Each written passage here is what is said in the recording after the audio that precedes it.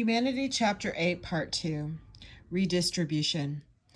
The major difference between reciprocity and redistribution, the second major form of exchange, is how the transfer of products and other resources is organized. With reciprocity, resources pass back and forth between two participants, with no third party acting as intermediary.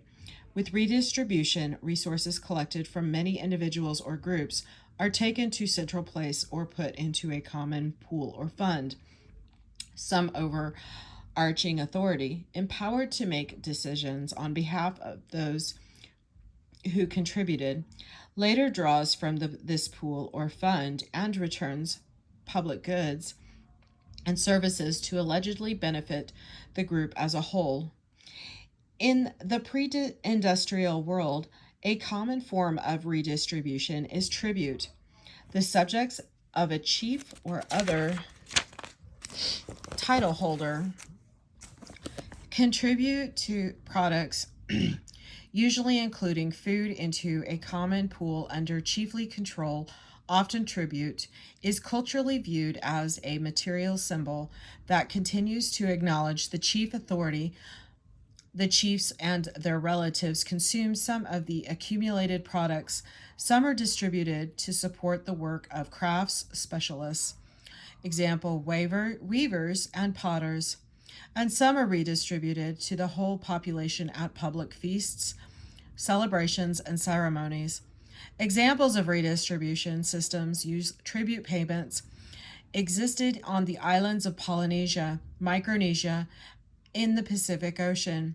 On most islands, the entire population was divided traditionally into two ranks or classes, noble and commoner. Chapter 13 has more about rank and class. Nobles themselves did little agricultural or other manual work, but instead managed the political system and organized religious ceremonies. Commoners produced the food for themselves and their families and performed most physical labor, giving products and services to nobles. On some islands, the king or principal chief was culturally perceived as the ultimate owner of the land and its resources. Nobles generally had ritual functions, including prayers and sacrifices to deities and ancestors. On most islands, commoners paid periodic tribute to families of noble rank, whether in return for their use of the land or as sacred obligation, or both. Tribute fed the nobility and their families and supported specialists. The tribute rendered by commoners was used partly for public purposes, such as feeding people who worked on trails and public buildings, providing relief from temporary food shortages, and publicly celebrating special events. On a few of the larger resource-rich islands, such as Hawaii, Tahiti, and Kosrae, the nobles were sufficiently powerful to become materially wealthy from tribute. They lived in the best houses, slept on the softest woven mats, wore special clothing, had numerous servants, and ate only the finest foods. The modern nations, the main resource, money, in this case, collected is taxes on wages, profits, retail sales, property, interest, and other income and assets. Consider how national tax systems are supposed to operate in most modern nations. The national government redistributes tax revenues in two main ways. First, revenues are distributed in such a way as to benefit the whole country. Citizens receive police protection, law enforcement, national defense, infrastructure like roads and bridges, regulation of polluting industries, and so forth. Here, resources collected from citizenry are expended on public goods and services. Although often unequally between regions and neighborhoods, second taxes provide assistance for individuals in need. In the United States, these are transfer payments in the form of Social Security, Medicaid and Medicare, disaster relief, child welfare, and so forth. Such public expenditures are based on moral norms and cultural values. about social justice, equal opportunity, and helping those in need. Redistribution systems generally are used for similar purposes: to provide public goods and services and to provide assistance to individuals and groups in need. There are other sides to redistribution, whether also are familiar. First, there is often conflict over who should provide the public resources, how the resources should be expended, and how much of a share should be given to those who collect and distribute them. One common social and political problem with redistribution is political disagreement. When many individuals and groups have contributed to the public pool or fund, not everyone is likely to agree on how of the public resources should be spent for the public good. Much of the conflict between political parties in modern industrial democracies is rooted in disagreements over who should be taxed, how much they should be taxed, and how government revenues should be spent. Parties and various interest groups are, in many cases, quarreling over redistribution: who pays, who gets what, and how much. People in parties labeled conservatives and liberals regularly fight over such issues. Second, elected officials and other office holders who make important decisions about redistribution sometimes use public resources to further their own interests and ambitions, rather than to benefit the entire country or to help those in greatest need. In the United States, for instance, elected officials make pork barrel deals to allocate federal tax dollars to finance highway construction in their own districts. Congestion might be reduced for a while, but the real purpose is to provide jobs for their constituencies or to serve special interest groups who contribute to their reelection. Balanced reciprocity between members of Congress often integrates well with redistribution. You vote for my district's highway project, I'll vote for your wetlands reclamation. In the United States, healthcare continues to cause bitter conflicts. It is widely agreed that American healthcare is both too expensive and inadequately distributed and needs reform. Around 18% of the U.S. gross domestic product is spent in the healthcare industry, far more than any industrialized nation.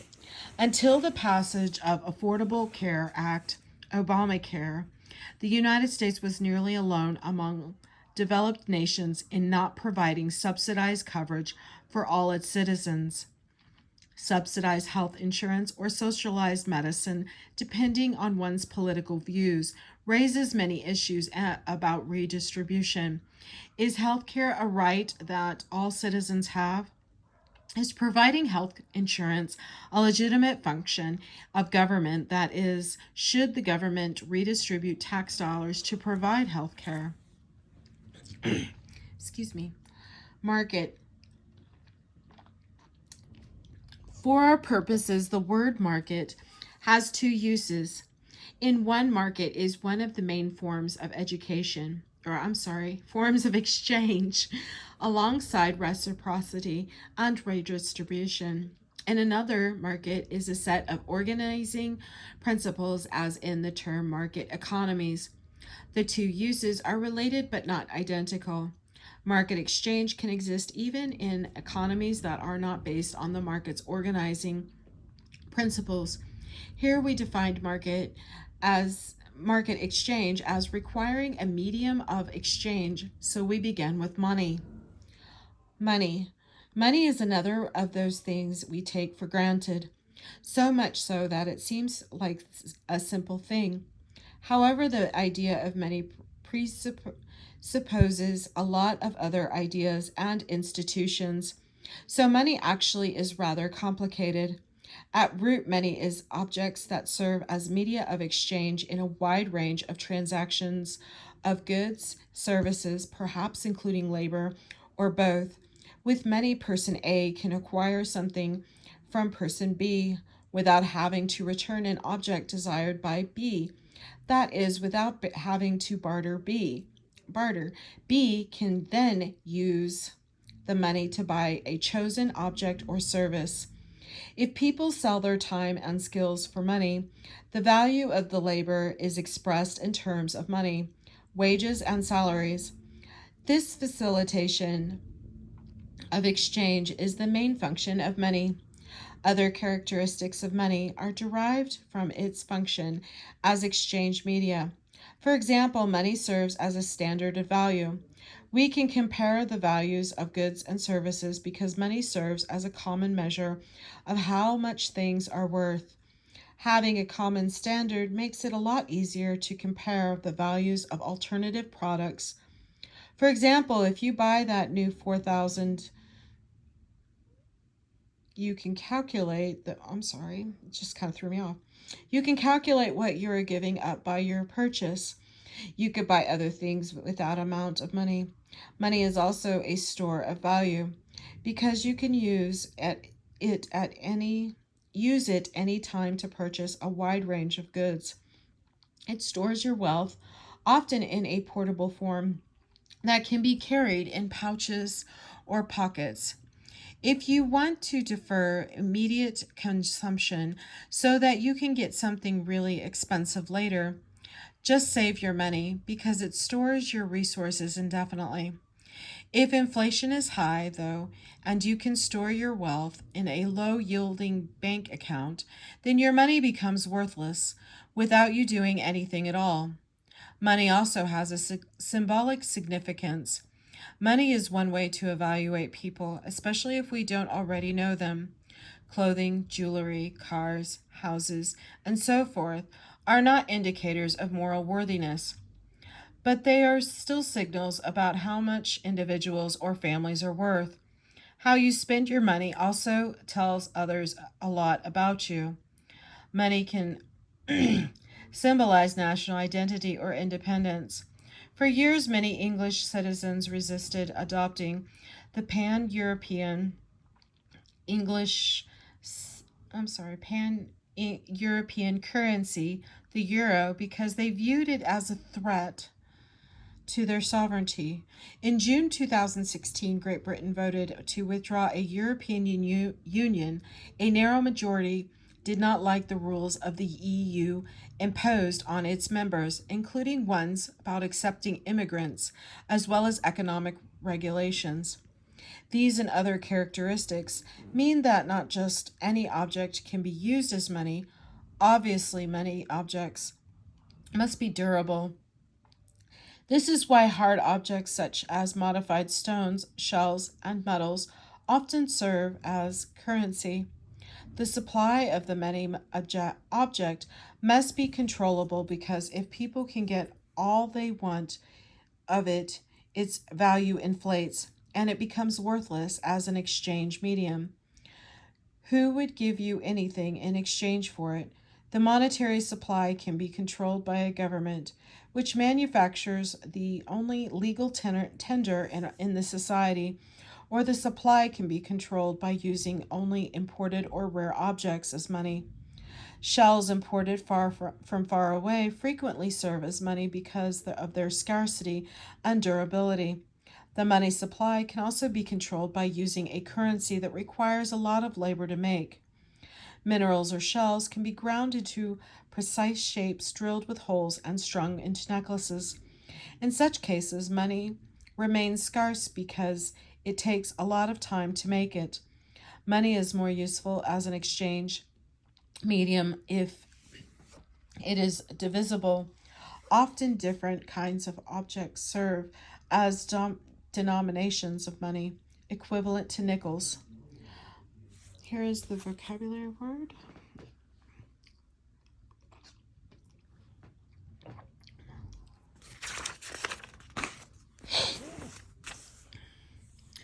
Quarters, $1 bills, and $1,000 bills.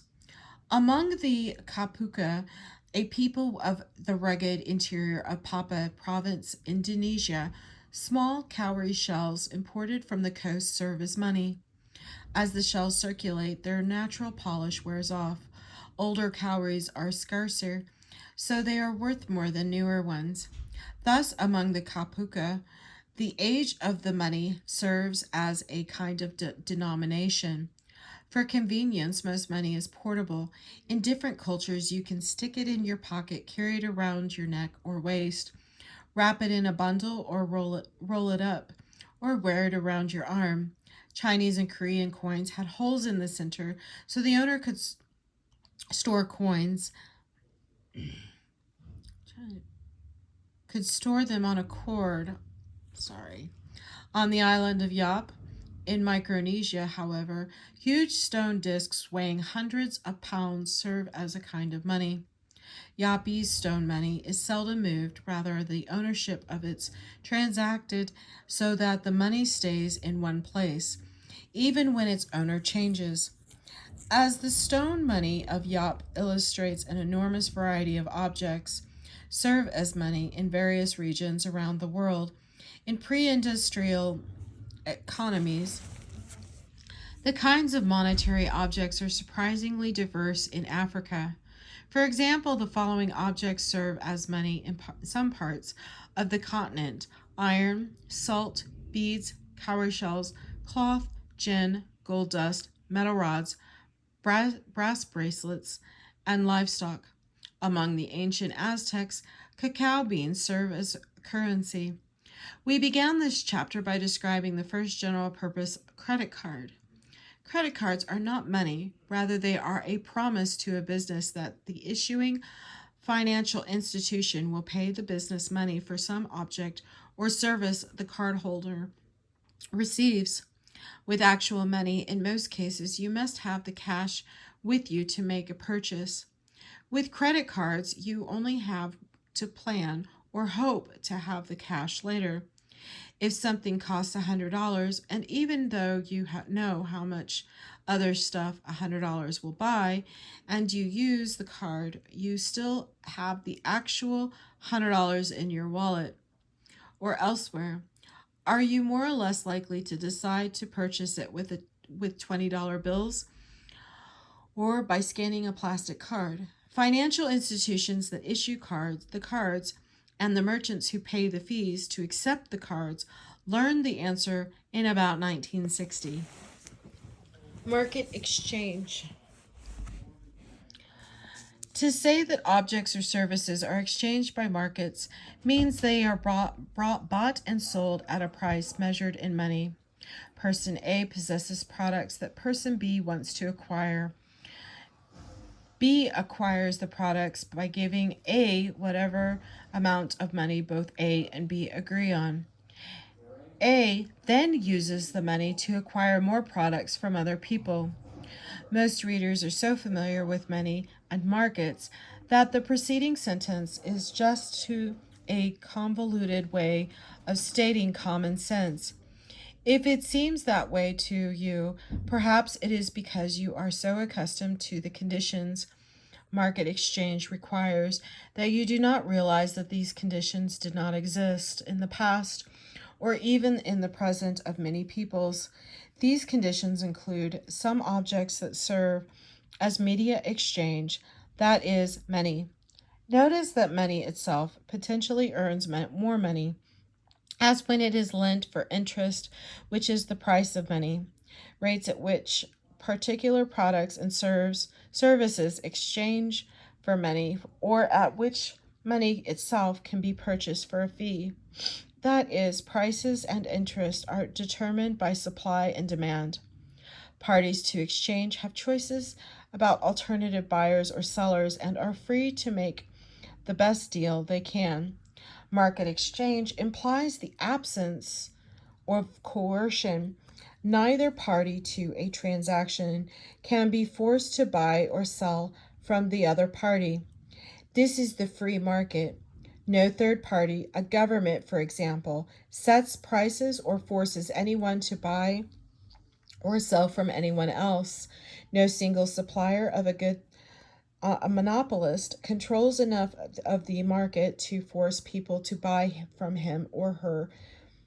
In the case of firms, some people have trouble grasping the full significance of differences between market exchanges and balanced reciprocal exchanges, As we have seen, there is often an element of selfishness in balanced reciprocity, making some think that reciprocal exchanges would become more market exchanges if only the people had a form of money.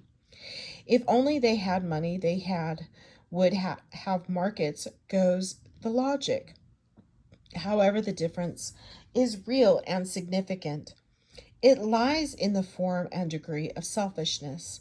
In the total context of the exchange, acting in your own self interest is more than just tolerated in markets. In the free market context, selfish acts are expected and positively valued because selfish choice making is believed to lead to an efficient economy. Selfish behavior is a market norm.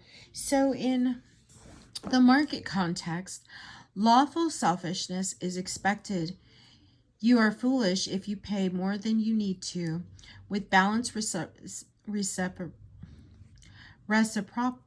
can't say that now. Reciprocity. The two parties expect something from each other, but the return cannot be precisely judged to be equivalent and can be largely symbolic. Returns can be material objects, mutual help when needed, invitations and hospitality, or even just a well-communicated sense of gratitude. It is crass to measure much returns in money. Reciprocity is a social norm.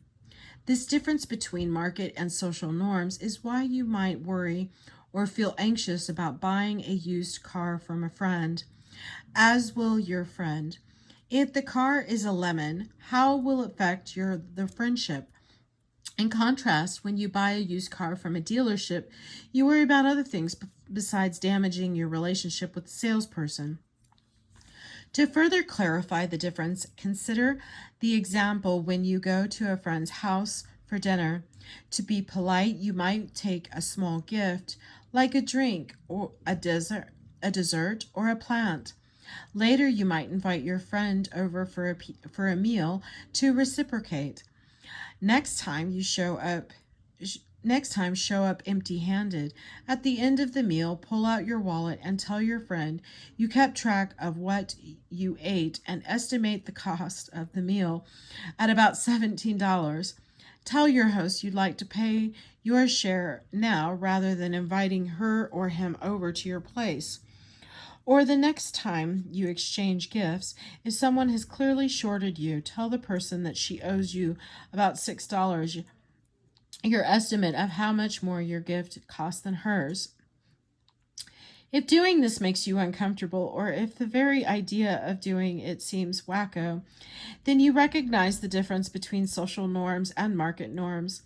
On the popular TV show The Big Bang Theory, one of the many reasons Sheldon Cooper's behavior is humorous is that he seems oblivious to such distinctions, often treating other people as mean as to his own ends. Market economies and capitalism. It is possibly informally was common for societies to have money and markets without also having market economy. For centuries, peasant classes in various places have sold foods they produce themselves at local markets. People make baskets, pottery, leather goods, art objects, cloth and clothing, and other goods to sell locally or sometimes in distant places. The Aztec civilization of Mexico had enormous marketplaces and even had traveling merchants who went around buying and selling products. The ancient silk routes connected the civilization of China and the Middle East along trading stations and towns in Central Asia, where traders bought and sold Western and Eastern products like glass and silk. Even today, peasant marketplaces remain important in West Africa, Southern and Southeast Asia, the Caribbean, and Central and South America. However, marketing products and going to marketplaces does not imply that the entire economy is organized by market exchanges. Most peasants and other indigenous peoples grow most of their food using family labor and are not employed for wages in the impersonal labor market. They go to the market in the sense of place to buy something they need but cannot or do not want to produce themselves, but they do not depend on the market in the sense of the system for their livelihood.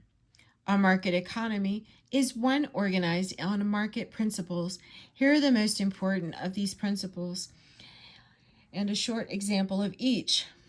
Practically all privately owned goods and services have a monetary price and can be bought and sold on the free market. Families live in houses and on the land on which they are built. This real property is the main asset of most families. Many change houses every few years depending on their economic circumstances and the housing market. Most people make their living by selling something on the market. Some people make a living by selling goods or services to consumers, but most people are workers. They make their living by selling their labor, time, and skills to an employer, such as a firm or public agency. Workers have to do this because most of them do not own the resources nor have the capital to enter the market in any way other than as workers. The market allocates productive resources such as labor, land, equipment, and technology. The supply of and demand for those resources determine the uses to which they are put. If a company is producing products that consumers are not interested in or is charging prices consumers refuse to pay, the company will go out of business or change what it produces or find ways to lower prices by lowering its production costs. All companies adjust markets realities. In the 1970s, the American auto industry adjusted to Japanese competition and rising global prices. By reducing car sizes and improving gas mileage, resources were relocated towards smaller cars because car companies made new choices to remain globally competitive. Let me get back here so that you can take a look at the vocabulary word.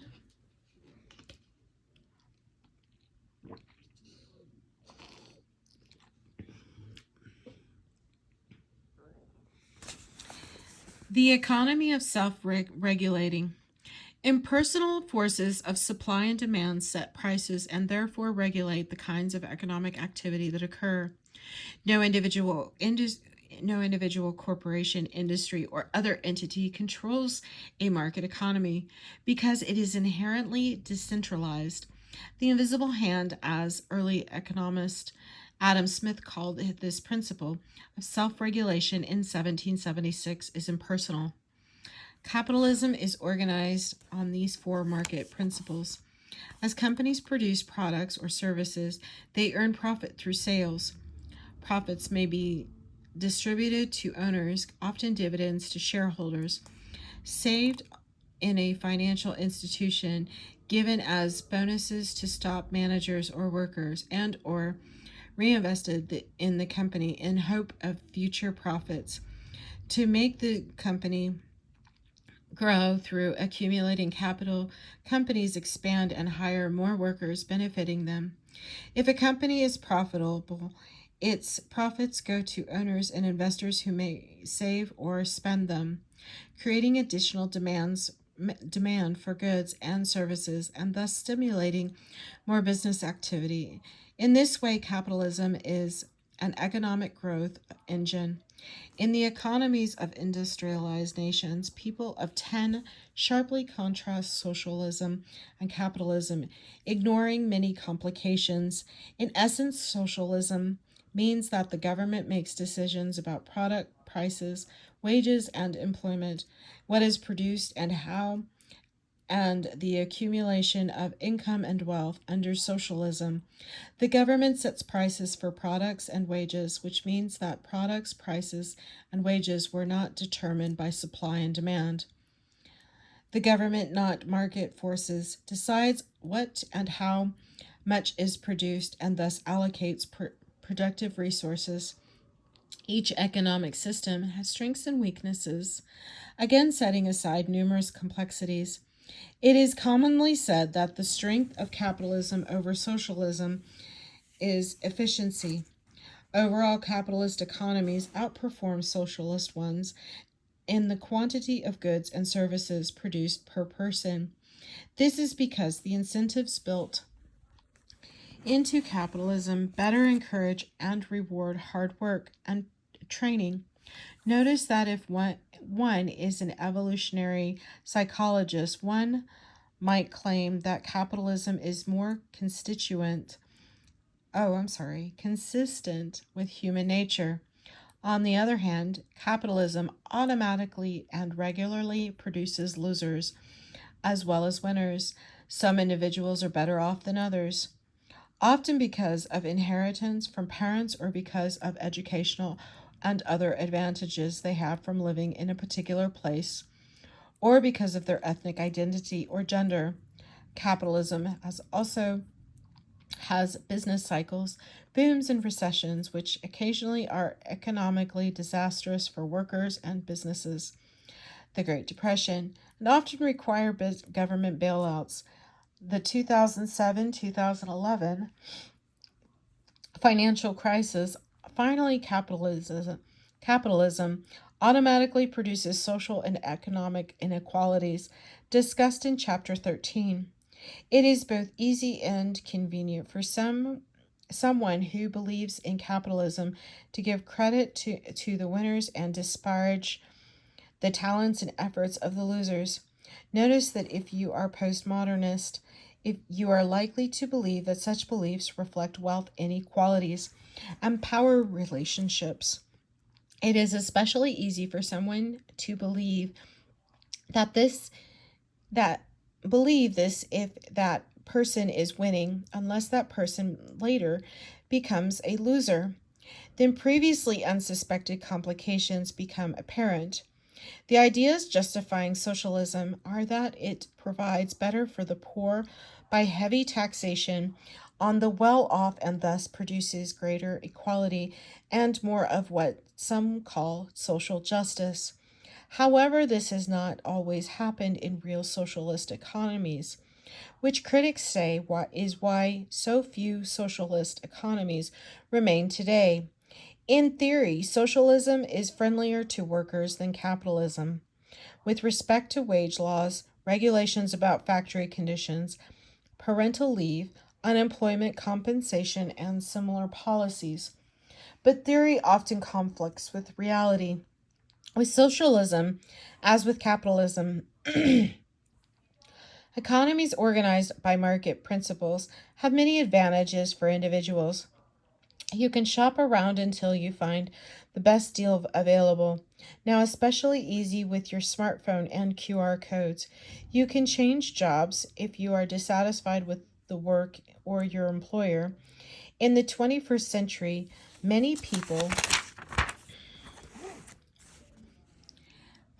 carry hardly any money but have deposited it somewhere and use those small cards that are a promise to pay when they want to buy something. Not only a convenient practice, but also one that allows people to spend money that they have not yet earned and thus invites indebtedness. Furthermore, an economy organized free markets principles is tremendously productive, as Karl Marx, the 19th century alchemy of capitalism, recognized. The People's Republic of China has experienced tremendous economic growth since its government has introduced market reforms in 1978. After the Industrial Revolution, Chapter 7, capitalism emerged and expanded in Western Europe and North America. Its philosophical basis, the cultural ideas that provide its legitimacy, was and is that free markets serve as an invisible hand that efficiency regulates what is produced and consumed. For example, saying that the the market allocates resources means that if some industry is declining, like textiles or shoes, then the profit made by companies in that industry fall. Companies in that industry will go bankrupt or choose to go into some other industry. As a result, companies that produce products like computer software or services like internet advertising will profit and grow, producing value for their owners. This process can be hard on the families, workers in declining industries, but benefit those in growth industries. And overall, it is beneficial because it is efficient. Capitalism is a system, not a thing, and how its principles operate vary from place to place and time to time. People, including economists, have different ideas about which version of capitalism works best. One set of ideas is called neoliberalism or laissez faire, roughly translated as leave them alone. People who believe in it are not liberal in the political sense, rather, they believe in what they call economic freedom. In market situations, leave people and corporations alone to do what they think is best for themselves and those they care about. This results in the best results for society as a whole. Governments can interfere with free markets with the best intentions, but usually are there are unintended consequences that result in less growth and public benefit that would otherwise occur. Here is the vocabulary word.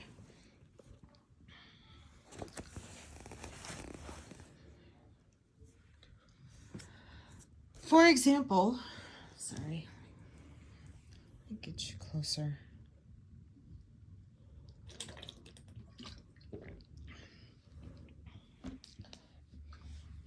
For example, when governments intervene to protect workers, they interfere with the workings of free markets. Examples of intervention are minimum wage laws, safety regulations requiring employers to provide health insurance, and allowing labor unions to require workers to pay union dues. These kinds of government interference might help the few, the workers in a given industry, but hurt the economy overall. Because government interference reduces the efficiency of the overall economy. In short, neoliberals place a lot of trust in free markets, but even they agree that some forms of government interference is legitimate. It should protect property rights, construct infrastructure, example roads, ports, and to provide defense. Police and some form of public schools, it should regulate industries by minimizing external costs, which are things companies do that harm individuals, communities, or the environment. Forcing factories to reduce the amount of air and water pollution is a familiar example. Mandating auto safety equipment is another. However, neoliberals argue against other kinds of government actions. Governments should not support by tax breaks or subsidies. Companies that government officials judge are in the public interest, such as alternative energy technologies that would lead to the government picking winners and losers rather than the market allocating resources. Governments should not impose heavy taxes on corporate profits because then corporations are less motivated to make as much profit as they can, which reduces growth and ultimately harms the economy.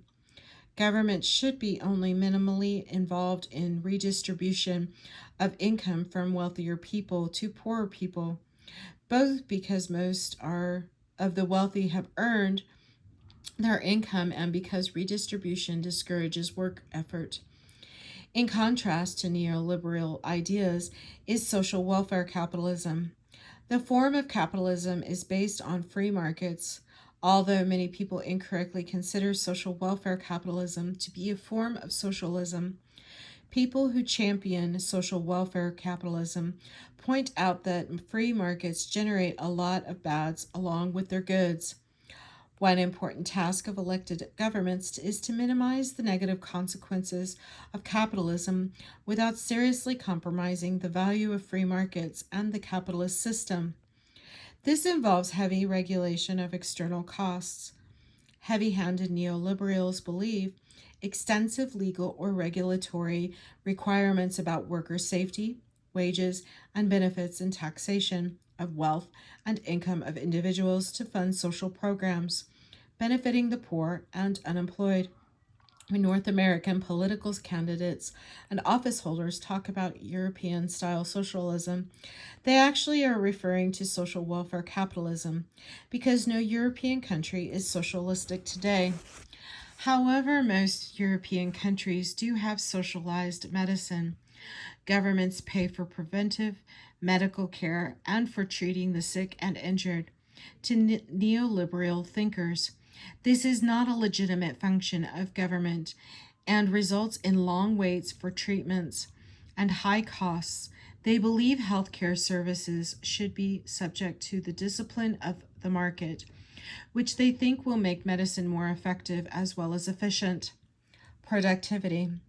For a society or nation as a whole, some believe the main benefit of capitalism is productivity. Compared to socialism, market economies allocate resources more efficiently, which leads to higher productivity. Think about the cultural meaning of the word productivity. When you say you have a productive day, you mean you have done a lot of work in some period of time. In economics, though, factory productivity is measured by the cost of producing goods compared to the market value of the goods when they are sold. Costs are measured by money, as is the GDP, the gross domestic product of a nation. Many economists worry when factory productivity falls because it means that factories are using more input to produce the same level of output. Because labor is a cost, companies can reduce their cost by finding ways to employ less labor by automation, reorganization, or moving production to places where labor costs are lower. This leads to layoffs and firings, which is good for the company's productivity. However hard it is on unemployed workers and their families. In a capitalist economy, companies do not and should not care about things such as whether firings and layoffs harm their workers or the general economy. By companies, we do not mean the individuals in the company or even its managers or board, all of whom have a diversity of ethical and moral views. We mean what is in the interest of the company or what it should do to maximize its what? Most readers will answer profit in her 2009 liquidated an ethnography of Wall Street. Anthropologist Karen Ho provides a slightly different answer: shareholder value. On the basis of her ethnographic interviews in 1988 and 1989 with investment bankers working for Wall Street firms, Ho describes the corporate culture of financial industry. One thing investment bankers do is use money, much of it borrowed to buy stock and underperforming, undervalued companies. Typically, they then break the company up and sell parts of it to other companies, thus liquidating the company. Ho's study is too complex to summarize in its entirety, so here we present some of her main findings. First,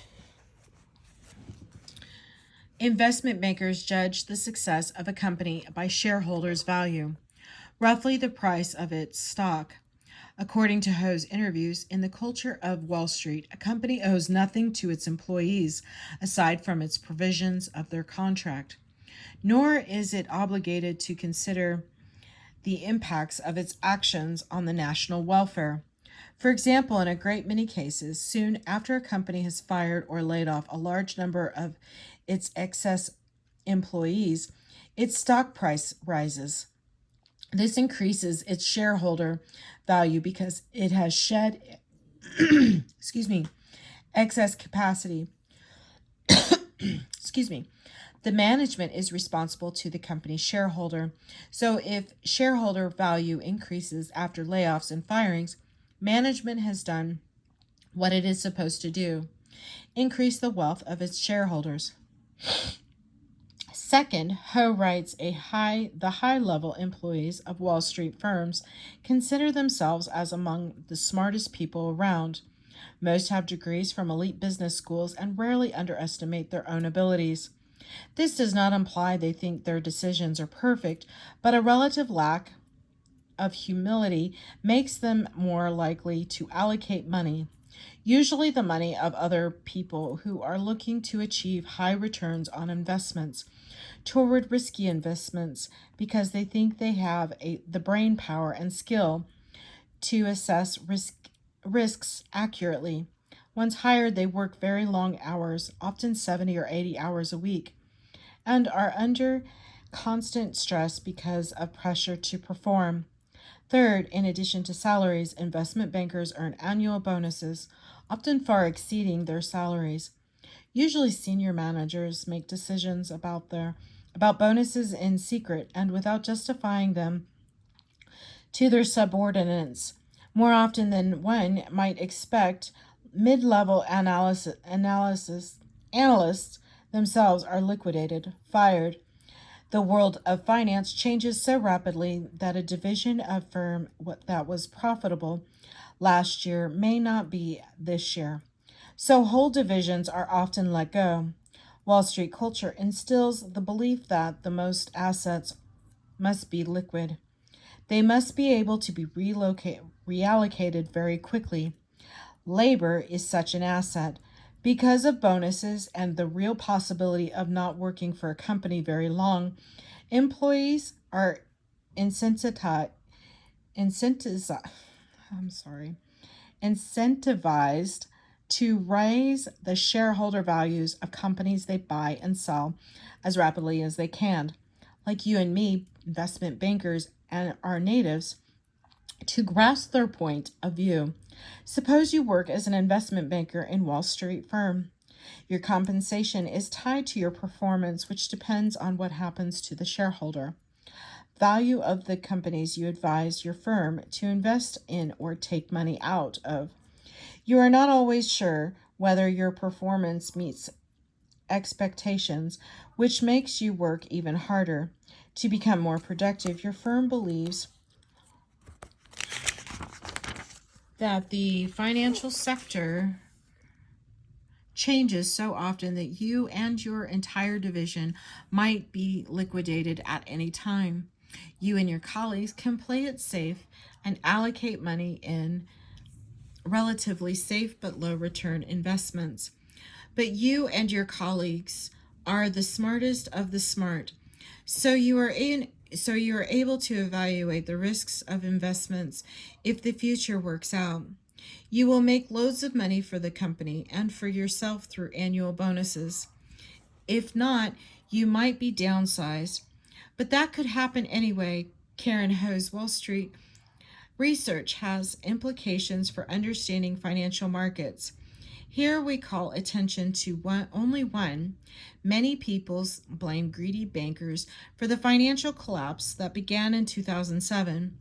These critics seem to assume that the crisis was caused by the actions of individuals who were so intent on making money that they set aside their ethical standards or morality or found some other way of justifying their actions.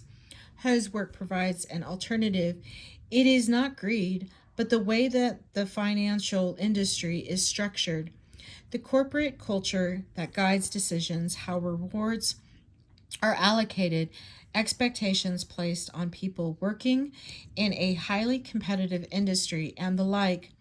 Without a change in industry structure and corporate culture, a new group of less greedy bankers would soon appear to be equally greedy. Remember the difference between market norms and social norms. In a capitalist a capitalist economy, a corporation that acts altruistically toward its own workers or the general society raises its own cost and so reduces its competitiveness. Because of globalization, in the 21st century, the companies of one nation's economy are competing with the companies of other nations, whose governments impose fewer or different regulations. There are few enforceable international regulations that level the playing field for corporations active in the global economy. Therefore, the need to remain globally competitive becomes an argument for a political strategy. A nation's corporation claims that things like government overregulation and unreasonable demands of labor unions are reducing the later international competitiveness. In this and other ways, the global economy affects national elections, political debates, and programs that are enacted or not enacted. Public policies in all nations are affected by how nations are integrated into the global economy. In the United States, neoliberal ideas have been around for a long time but become influential in the early 2000s. Perhaps globalization has helped to promote the influence of the neoliberal agenda in political decision making. Globalization and markets. Oops, sorry.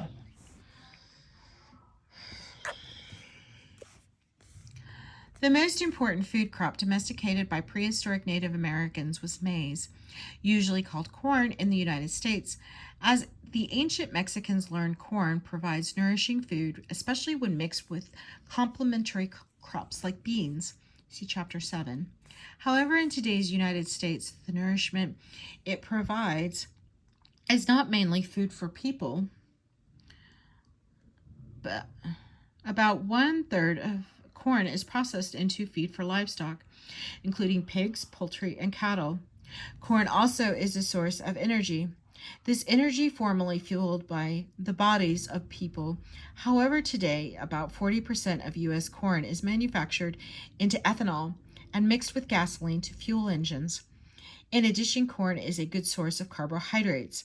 Today, most of the remaining corn crop that is not processed into ethanol or livestock feed is processed into high fructose corn syrup that people consume in soft drinks, beverages, and canned foods.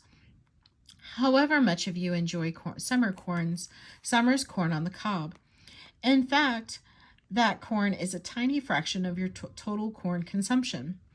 The rest is hidden from you in the form of animal products, fuel in your gas tank, and beverages. Since the mid 1970s, many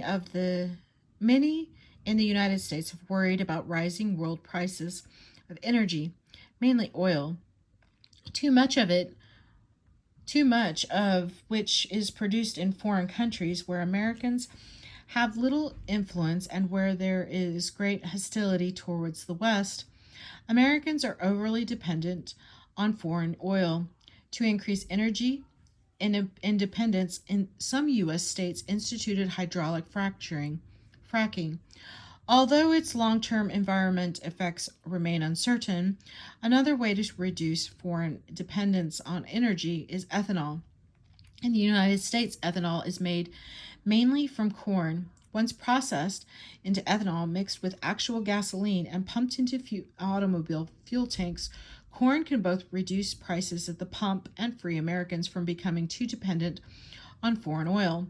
U.S. family farmers and giant agricultural corporations produce enormous quantities of corn, as you would see if you drove through the country's counties.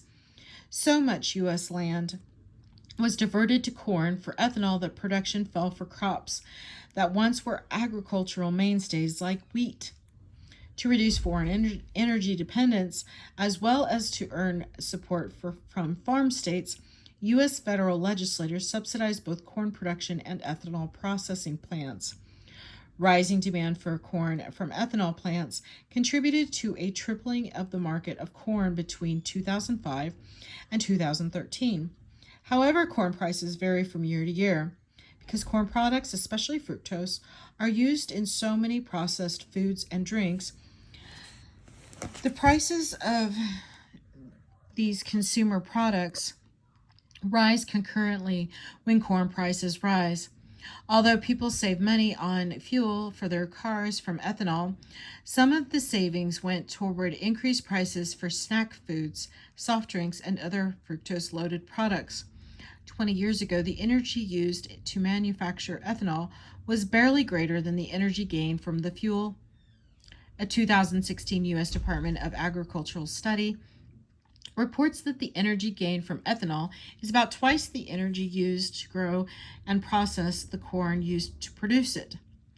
There is a global market for corn. Increased American demand for corn made into ethanol contributed to a global rise in the price of corn.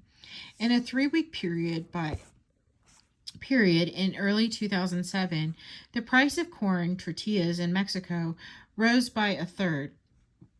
When there are shortages and anticipated shortages, speculators on commodities tend to bid on them, and competition among them further drives up prices.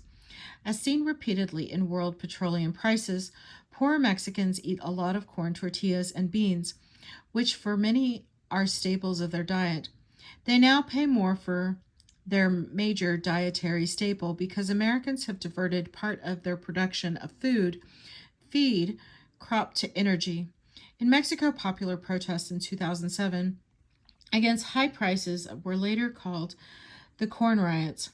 The Maya and other prehistoric Mesoamericans invented the process called nixtamal or nixtamalization, derived from the language of the Aztecs. Nixtamalization involves boiling maize kernels with calcium hydroxide, lime as in limestone, not citrus, and ash, sometimes volcanic. After soaking in this alkaline solution, the kernel absorbs valuable nutrients, and soaking makes the niacin available for absorption by digestion.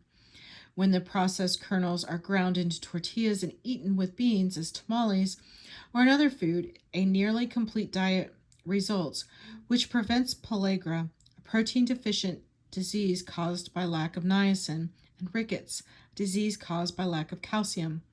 Once Mexican nutritionalists reported that rising corn prices led many poor Mexicans to switch to eating instant noodles as much cheaper but far less nourishing food than the maize and beans that have nourished them for centuries. Maize also is intimately tied into Mexico's history and culture. Corn was first as well as a nutritional food like rice in Japan or lamb in Iran, and it is a symbol of Mexico's national identity. The impact of U.S. ethanol on Mexican corn prices is an example of market globalization. Market globalization affects almost everyone to some degree, including people who seem remote and relatively isolated from global forces. In the last 5 centuries, colonialism, disease, resource extraction from the land, and in some cases slavery have dramatically impacted indigenous peoples. In the modern global economy, many of these peoples have found a small market niche that is uniquely theirs, as the global challenges and opportunities feature explains. Global markets go back to the colonial centuries, beginning about 1500. See Chapter 4. However, their size and geographic reach expanded dramatically in the last half of the 20th century. In the 1960s, for example, an agreement between the United States and Mexico allowed U.S. corporations to set up factories called maquiladoras in Mexico along with the Texas border region. The plants produce clothing and consumer electronics for American consumers. U.S. garment companies sent cloth to the maquiladoras to be cut and sewn into clothing sold to American consumers. Electronic firms sent components south to be soldered and assembled. Products were then brought back to the United States for final finishing and sale. There are no tariffs, import taxes on the finished products, and Mexico allowed U.S. companies to retain ownership of assembly plants on its soil in return for the jobs and training received by its citizens. Most Mexican employees of these multinational firms were unmarried women. U.S. and European corporations made similar arrangements with Asian countries like Taiwan, Singapore, and South Korea. Since the 1980s, wage levels in the countries mentioned above have climbed, and their governments have instituted more workplace and environmental regulations to remain competitive by controlling labor and other production costs. Corporations relocated production facilities to other countries that had even fewer regulations and lower prevailing wages. In addition to India, China, and Brazil, countries in Southeast Asia like Malaysia, Indonesia, and the Philippines, the Caribbean, and Africa invited foreign companies to establish factories to provide jobs for their people and tax revenues for their governments. News media, government officials, labor unions, corporations, and consumers debate the impacts of market globalization. Most important questions focus on its costs and benefits, especially the question of who loses and who gains. For principal metaphorical interest group participate sorry participate in globalization, corporations who lower costs by outsourcing production, consumers in the more developed nations, workers in richer nations, and workers in developing nations and regions. Here's the vocabulary word.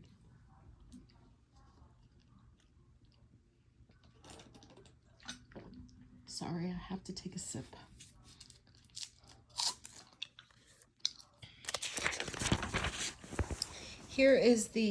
Before I start on the next section, here is the global challenges and opportunities of globalization of indigenous products.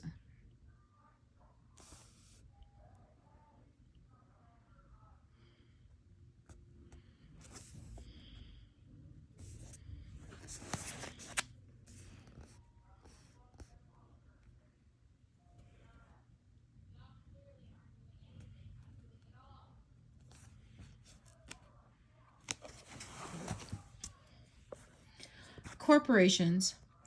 Corporations in the richer countries were the main originators of globalization, mainly because of reduced labor costs and less restrictive environmental and workplace regulations. Practically everyone agrees their top managers and stockholders are the biggest winners. The owners and managers of businesses in what we used to call the third world also gain new income by producing for export markets. Americans who criticize offshore production blame it for most of the increase in economic inequality in the United States in the last 20 or 30 years. Consumers, depending on what they buy, consumers in the richer nations benefit from lower retail prices because so many products are made so cheaply. Go to your closet and try to find a garment or a pair of shoes manufactured in your own country. Check out your gaming console, TV, smartphone, tablet, computer, and other electronic equipment. What do you suppose you would have paid for such products if they were manufactured in Toronto, London, Tokyo, or Chicago? On the downside, recent years, some pet foods imported from China contained an additive that harmed animals. Chinese-made drywall contained toxic chemicals and often disintegrated, and a lumber substitute manufactured in China contained hazardous amounts of formaldehyde. It is easy to blame the Chinese or whomever, but factories are located there because lowered production costs lead to more profits, so corporations who outsource the production share responsibility. Workers in richer countries. Other players in the global market are workers who lost factory jobs in developed countries, replaced by people who live half a world away. From a market perspective, they are the victims of restructuring and increasing efficiency. Their employers must lower costs to compete in the global market, to be responsible to their stockholders, and increase shareholder value. Kannapolis, North Carolina, was once the home of Cannon Mills, the company that supplied a large percentage of textile products like sheets and towels. Cannon's buildings were demolished into enormous piles of brick rubble, and the American workers were let go. Those who favor globalization point out that most laid off and fired U.S. workers have found other jobs. At any rate, in their role as consumers, workers benefit from the lower prices made possible by lowered overseas production costs. Critics of globalization claim that most of these new jobs are lower paid jobs in various service industries, and that the alleged decline of the American middle class and increasing economic inequalities, see Chapter 13, are due largely to globalization. Certainly, the global labor market forces millions of workers, many of whom do not have higher education or professional training, to compete in a wider global arena. Workers in developing countries and regions views also diverge on the welfare of workers who work in industries producing commodities for the global market. Critics of globalization claim they are exploited. Rich foreign and domestic companies take advantage of their poverty and lack of alternative economic opportunities by offering low wages and deplorable work conditions in terms of hours, health, and safety.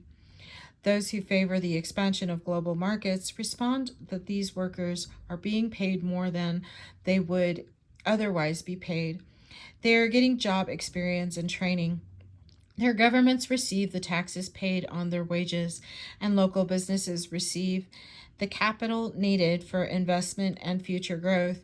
In China, India, Brazil, Mexico, and many other countries, tens of millions of rural people who would otherwise remain peasants migrate to cities to work in factories. Why should we think they are too ignorant to judge whether they and their families are better off taking wage work in cities? It is difficult for most people to decide which opinion is correct about workers in the global factory compared to wages, safety, regulations, and general labor welfare standards in Western nations. No doubt the critics are right. Yet, compared to the living conditions many factory workers would otherwise face, those who claim that offshore production helps those who work in factory production for export have a case. Wage rates can be argued either way. If factory workers choose factory work, perhaps outside critics whose life conditions are very different should not be so quick to second guess their choices. However, whether workers suffer health effects from their jobs or die is about as clear a criterion as can exist.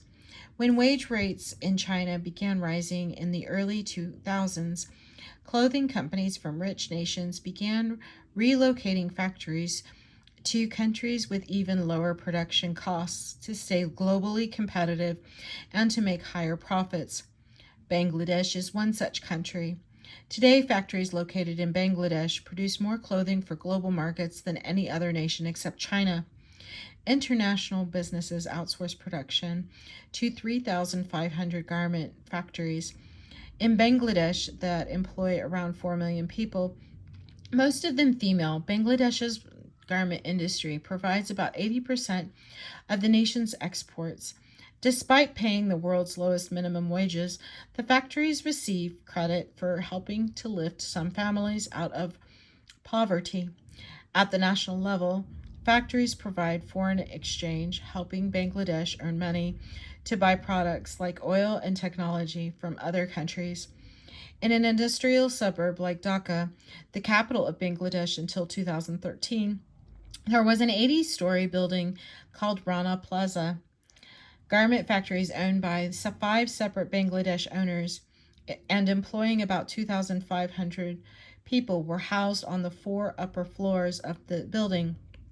Investigation showed that the top 4 stories had been constructed with no building permits and with substandard materials and disregard for building codes. Because of frequent power failures, to keep machines operating, factory owners installed large electric generators on the upper stories, which shook the building when switched on. A visit by inspectors revealed large cracks in the walls for safety's sake. A bank and several retail shops on the first floor closed, but managers of the garment factories on the upper stories ordered their workers to show up the next day. On April 24th, 2013, a generator turned on and Rana Plaza collapsed from the vibration. For several days, rescue personnel and ordinary citizens worked to free people trapped in the collapse and to clear away the rubble to search for more. After more than a week of rescue attempts, it was determined that 1,127 people died, the deadliest disaster in the known history of the garment industry. In evaluating this and other human tragedies, many people blame national or local level owners, managers, and officials. Local building codes are too lax or are not enforced. Corrupt officials are often bribed to ignore violations. Greedy owners do not care about their employees. Such factors certainly contribute. However, the responsibilities of corporations and consumers in richer nations should not be underestimated. If a global corporation is searching for a place with low production costs to remain competitive, then it should be assumed that suppliers in a particular place know that a lower bid is more likely to win a contract than a higher one. They know that large international corporations are able to look elsewhere, whereas their own options are more limited. What do you think those suppliers are likely to do to earn the contract? Odds are you own excuse me, some garments that say made in Bangladesh. On the labels, perhaps you don't even know where Bangladesh is. Perhaps you have no knowledge of conditions in its garment factories, because it would take a lot of moral commitment to do the research necessary to find out. Supply chains in a global economy are very complex, and you cannot see how your choices as a consumer impact workers on the other side of the planet. Consumer demand for a particular product is typically a combination of price and perceived quality as affected by advertising. Is it too much to ask global companies to tell us more about a product than where it was made? Suppose you could use your smartphone to scan the QR code that now accompanies many products sold at retail stores.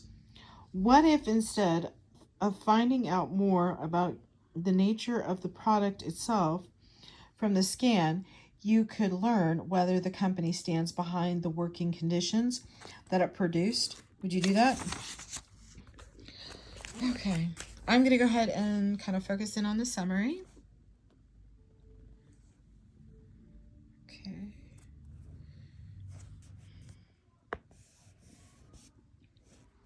And that is the end of chapter 8. Thank you.